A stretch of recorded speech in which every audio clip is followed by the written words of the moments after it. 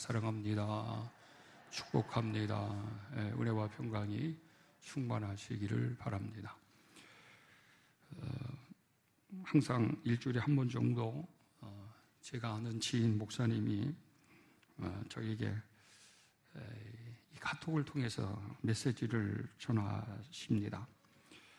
이 목사님은 이제 은퇴 거진다 이제 하시면서 나름대로 아직도 그 열정과 그 신학적인 기초 속에서 세상을 보는 이런 눈으로 세상에 대한 평범한 일들 이런 것들을 감동받으신 것 또는 마음에 품고 있는 이런 것들을 글로 표현하십니다. 이 목사님의 글의 형식은 두 가지 형식을 항상 갖고 계십니다. 하나는 시의 형식이에요. 이렇게 시를 써서 시 안에 그런 내용들이 담겨져 있고, 하나는 간단한 에세이입니다. 에세이는 어떤 형식을 갖지 아니한 우리 인간의 생각의 감정들을 그저 글로 다양하게 형식에 구애받지 않고 표현하는 것 아니겠습니까?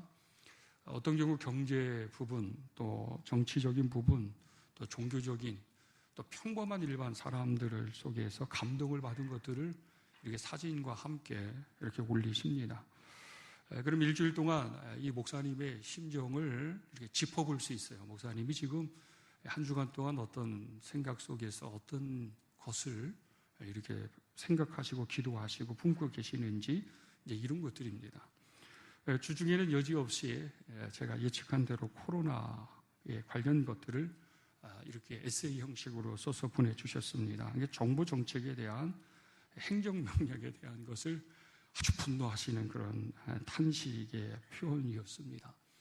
이 목사님의 논지는 모두 목회자들과 같이 공감하는 부분들입니다. 지금까지는 같이 행정명령 또 행정 예방수칙을 당연히 함께 잘 지켜야 하고 이 위기를 함께 넘어서야 한다고 하는 이런 차원에는 반대할 의지가 없었는데, 이번에 행정조치는 기독교만 아주 정확한 매뉴얼을 만들어서 이렇게 명령을 내려왔어요. 군에서도 받은 것 보니까 그전 과하고 다르게 이번에는 이 공문하고 부침의 형식 중에 아주 구체적인 매뉴얼을 정해서 보내왔습니다.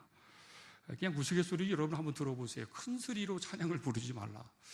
저는 목소리가 커가지고서 큰 소리는 어느 정도인지를 조금 이렇게 혼돈했어요. 그러면서 점심 같은 거, 교회 구체적인 이름으로 행하지는 모임을 다 하면 안 된다. 그래서 수련회 하면 안 되고, 목장에 모이면 안 되고 하는 이런 구체적인 것들이었어요. 그래서 저희는 또 너무 또 긴급해가지고 주중에 장로님들하고 수요일날 상의를 해서 이렇게 뭔가 정해서 문자를 보내서요. 심야 기도회도 안 되겠구나 해서 금주부터 심야 기도회 하나 합니다 했더니, 또 심야 예배, 주일 예배, 수요 예배, 새벽 예배는 공예배로 해석을 해서 된다 그러더라고요.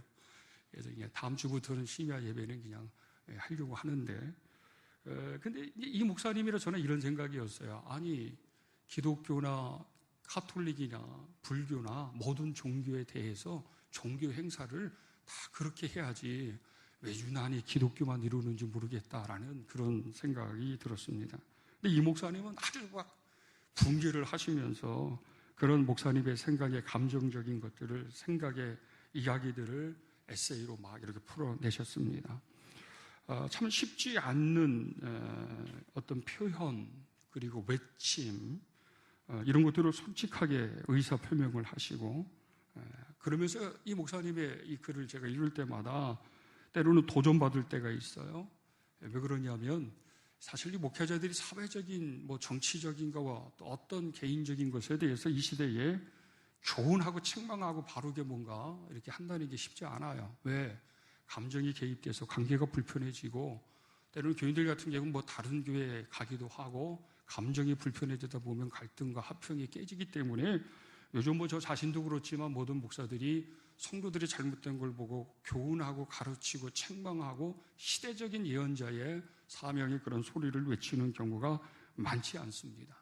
그런데 이 목사님은 특별히 이런 글을 통해서 사회 계몽 운동에 은퇴 후에도 이 일을 하신다고 하는 이런 역할을 하면서 제 자신이 어느 때는 사람들의 따스러운 비판과 눈총 속에서 말하지 못하는 경우들이 있는데, 그럴 때마다 내 자신 스스로 내면 안에서는 부끄러움을 갖고 도전을 받을 때가 있습니다. 사실 이처럼 그때 당시 이스라엘 나라라고 하는 한 나라가 통일 왕국에서 분열이 돼서 나눠지면서 이제 서서히 기울어져 가는 그런 역사의 아픔을 갖고 있었습니다. 그러면서 그 시대적인 예언자들이 등장하게 되어지는데 대예언자라고 할 수 있는 이사야 선지자도 꼭 이런 것이었어요. 이사야 선지자가 종교적인 측면으로 예언을 했던 것은 아니었어요. 당시 정책에 대해, 왕들의 정책에 대해서도 하나님의 뜻과 거슬리는 경우에 신랄하게 비판을 했습니다. 그래서 그 신랄하게 비판을 하기도 했고, 신앙적인 측면 여러 것을 종합해서 그렇게 예언의 활동을 했습니다. 이사야서에 나타난 핵심의 메시지는 여러분 이런 거잖아요. 암울하고 절망적이고 정의가 평화가 이런 상황을 지켜보면서 바라보면서 강력하게 규탄하고 심판을 경고하는 동시에 미래에 열리게 될 새로운 세상, 공평과 정의의 기초 속에 세워질 생명과 평화의 나라, 하나님의 나라의 도래에 대한 비전, 희망을 선포하는 게 메시지의 핵심입니다. 이스라엘 나라가 멸망하기 전과 멸망한 후에 이야기들 다 담고 있어요. 그래서 제1 이사야, 제2 이사야, 때로는 후반부에 나타나는 것을 제3 이사야서라고 해서 신학자들은 분류하지만 포로 전이든 포로 후든 간에 이사야 선지자가 시대를 향해서 전하고자 했던 메시지는 여러분 상당히 종교적인 것도 있지만 정치적인 건데, 당시에 히스기야 왕은 민족주의적인 정책을 폈었고 히스기야의 뒤를 이은 므낫세 왕은 친 아수리의 정책을 통해서 현실주의적인 정책을 통해 국가의 안위를 그렇게 삼고자 했습니다. 그래서 동맹을 맺으면서 국가의 이익과 번영을 위한 것이라고 한다 그러면 어느 정도 그렇게 모든 이방의 관용의 정책을 통해서 이렇게 할 수 있다고 하는 이런 모습에 대해서 이사야 선지자는 웬 말인가? 강대국을 의지하지 말라. 동맹을 맺지 말라. 너희의 이런 관용적인 왕의 정치가 멸망할 것이라고 하는 이런 정치적인 예언을 했습니다. 결국 이렇게 예언을 하고 대항하다가요, 나중에 잡혀서 톱으로 허리를 잘려 죽은 처형을 당했다고 하는 그런 학설이 있습니다. 그 정도로 생명을 거룩들게 된 것이었습니다. 그러면서 이사야 선지자는 이 작금의 현실에 대해서 점점 지도자들과 국민들이 하나님과의 관계에서나 현실 속에서의 신앙이라고 하는 것의 양자의 기로 속에서 진정한 그리스도인이 하나님의 백성으로서의 참된 모습을 보이지 않고 때로는 현실적인, 때로는 민족주의적인 이런 양자로 흘러가고 묻혀가고 그리고 묵인하는 것에 대해서 이사야 선지자는 분노를 한 것이었어요.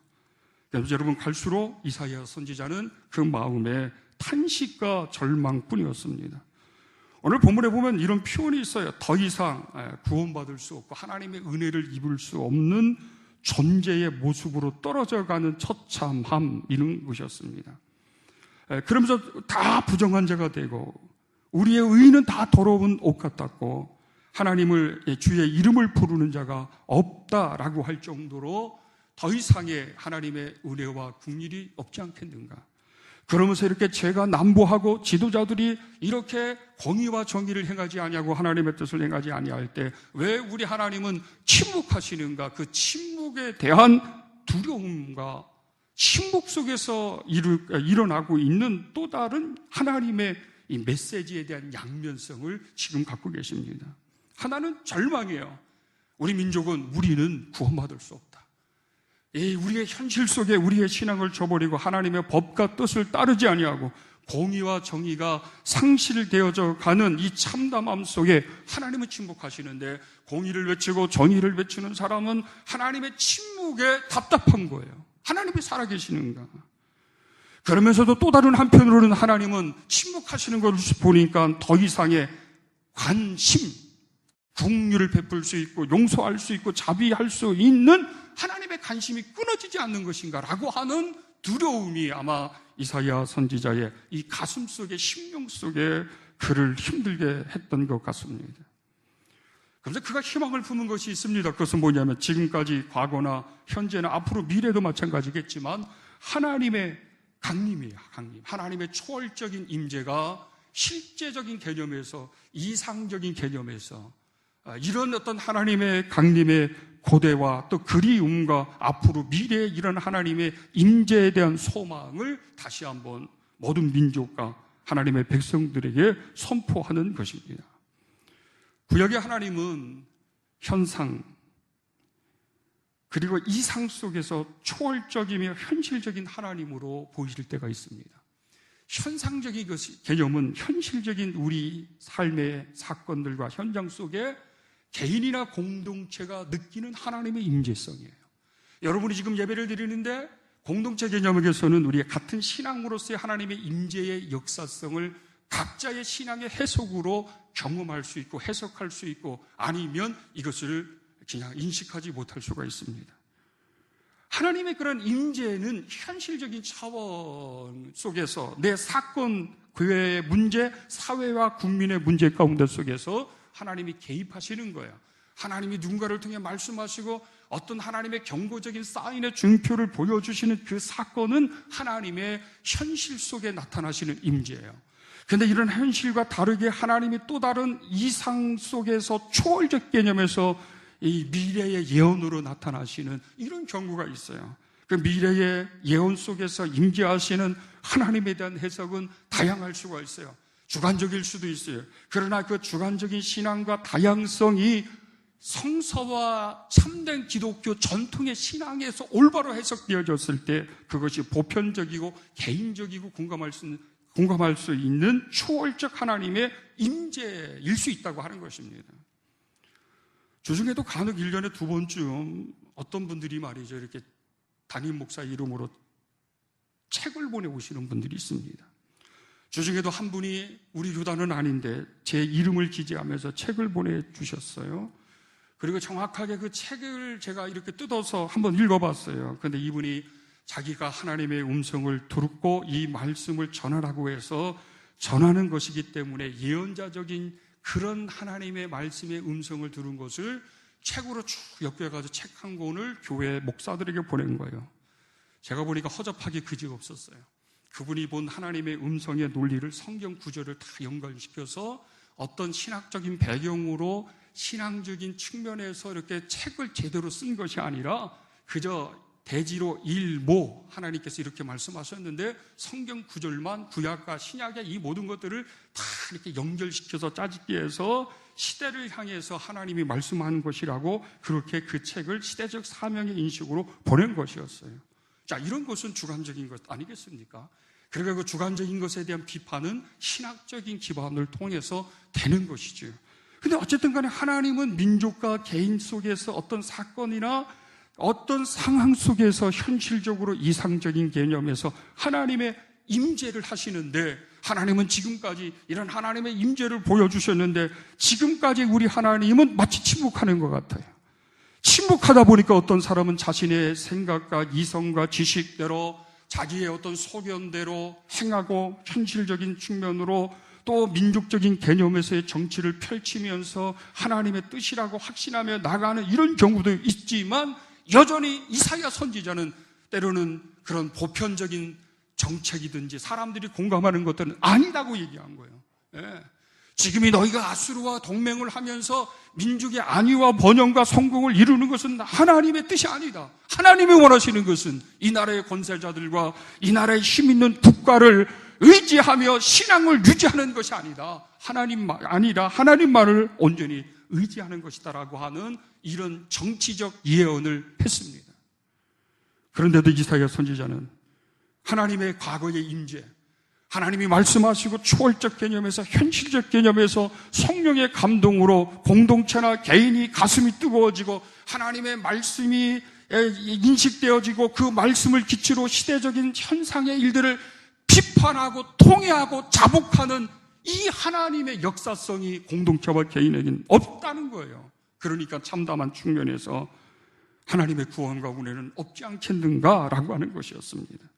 이 문제를 해결하기 위해서는 새로운 하나님의 임재에 대한 갈망이 민족의 차원, 지도자나 교회들에게 필요하다는 거예요. 여러분, 우리가 이 시대는 하나님의 영의 임재가 필요한 시대입니다.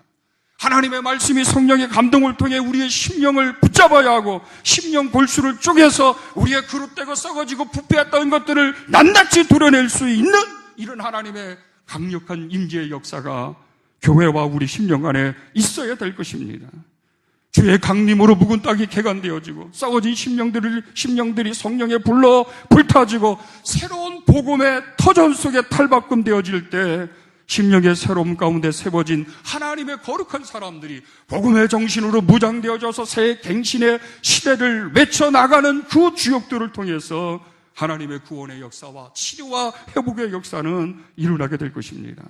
그래서 하나님의 이 강림, 하나님의 임재에 대한 것을 이사야 선지자는 갈급하게 원하고 있으면서도 민족에 대한 기대치와 하나님에 대한 절실한 탄원으로 외치고 있는 것이었습니다. 이사야 선지자의 탄식은 절망과 그리고 희망 없는 그런 최후의 보루와도 같은 것이었어요. 그런데도 또 다른 희망의 외침의 메시지를 하나님의 침묵에서 듣습니다. 왜 하나님, 왜 이렇게 침묵하십니까? 하나님의 약속은 회복과 치유였었는데 왜 하나님의 오랜 어둠의 침묵이 오래되어져서 우리나라가 서로 남북이 이렇게 갈라지면서 무너지고 우리의 성전이 해파되어지고 하나님의 거룩한 이 새 예루살렘 성이 그렇게 낱낱이 초토화가 되어졌습니까? 하나님께서 정의와 공의를 세우시고 하나님의 거룩한 능력을 통해 회복의 역사를 이루시키면 하루속히 약속된 것이 성취되어져야 하지 않겠습니까? 라고 하는 또 다른 절규에서 희망의 메시지가 성령을 통해서 그에게 온 것이었습니다. 그리 아니하실지라도 하나님 해주셔야 하지 않아요. 그럼 해줘야 될 은혜를 베풀고 구원을 베풀고 치유를 베풀어줘야 될 이유를 말해보라, 근거를 제시해보라고 얘기한다고 그러면 과연 그것이 무엇일까? 아무로 인간이 세상의 권력자들이 공의와 정의와 평화를 얘기하고 세상에 대한 새로운 희망적 국가의 건설을 위해서 법과 제도를 만들고 그러한 준비된 리더자들이 세워져서 새 시대 속에 새 인류 안에 인간의 중심 속에 새로운 그런 희망의 나라가 도래된다고 하고 그렇게 선포하고 그 일을 위해서 멈추지 않고 정의와 공의와 옳고 그름을 따지면서 여기까지 우리는 달려왔는데 과연 진정한 모든 인간이 만족할 수 있고 공감할 수 있는 정의와 공의와 평화라고 하는 것이 이루어졌냐 이 말이에요.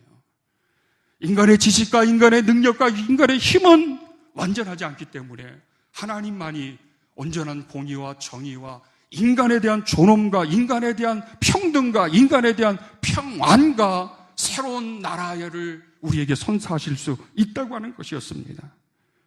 그럼 이런 은혜와 축복을 받을 수 있는 근거가 무엇이냐? 만약에 이것이 없다고 그러면 더 이상의 우리는 희망을 잃어버릴 수밖에 없는데 이사야 선지자가 고백한 것처럼 우리는 더 이상 어찌 구원을 얻을 수 있겠습니까? 라고 하는 5절의 말씀처럼 더 이상의 희망을 볼 수 없는데 그가 또 다른 침묵의 하나님 속에서 그가 다시 본 것 하나가 있습니다. 우리에게 구원을 베풀어 주셔야 되고 우리에게 은혜를 베풀어 주셔야 될 하나님의 정당한 또 다른 타당성 있는 근거의 제시가 과연 어떤 것일까?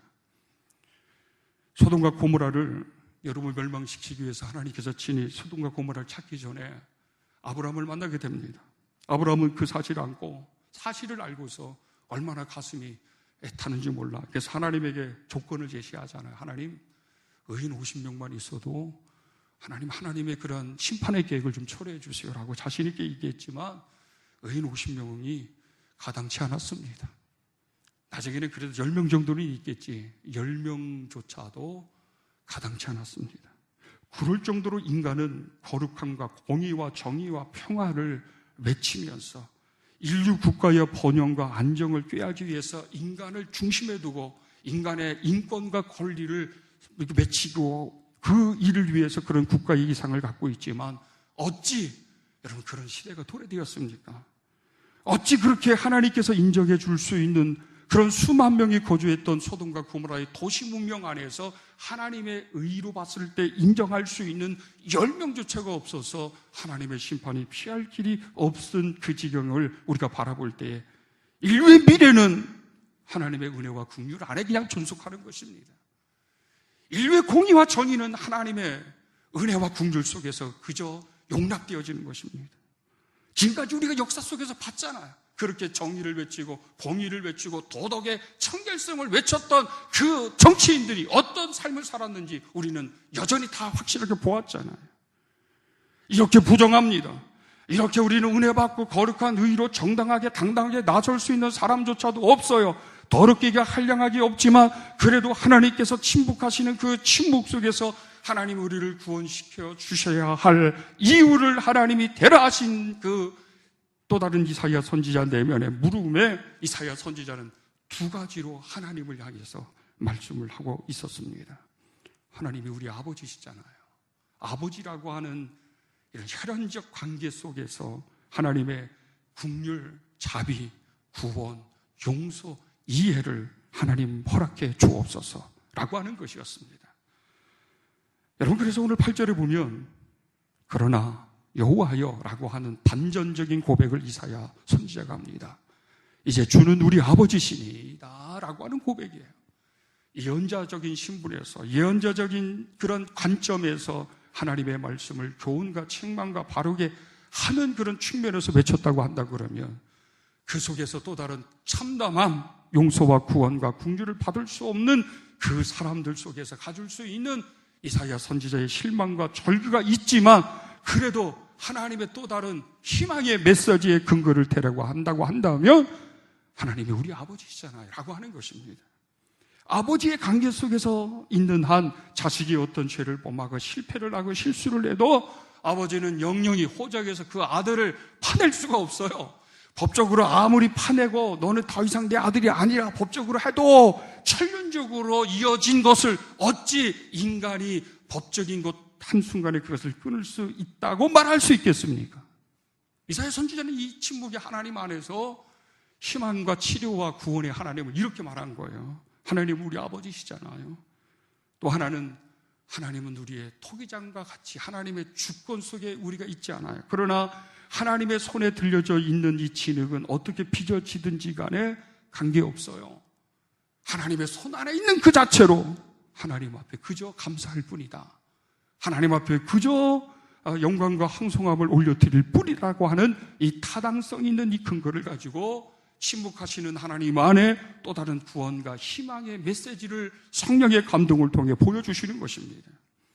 마치 절망 속에 피어나는 희망의 꽃과 같은 존재, 그 이 희망적인 이 꽃의 자태가 온누리 가운데 속에서 울려 퍼지고 보여지고 그 자태를 보는 모든 사람들이 함께 노래를 부르면서 부끄럽지만 우리의 존재는 허접하기 그지없고 용서받을 수 없는 그런 나약함 가운데 있지만 하나님의 거룩한 은혜와 긍휼과 예수 그리스도의 보혈에 의에 덧입힌 받은 자로서 우리가 살아가고 있기 때문에 우리는 여지 실수도 하고 잘못을 행하고 때로는 우리가 비판을 받을 수 있는 때로는 옳고 그름에 대한 논쟁 가운데 속에서 모순에 빠져 있지만 그래도 여전히 우리는 하나님의 공의와 정의 속에 주의 긍휼과 은혜로 이해되어지는 존재로 세워졌기 때문에 이것이 은혜 아니겠어요?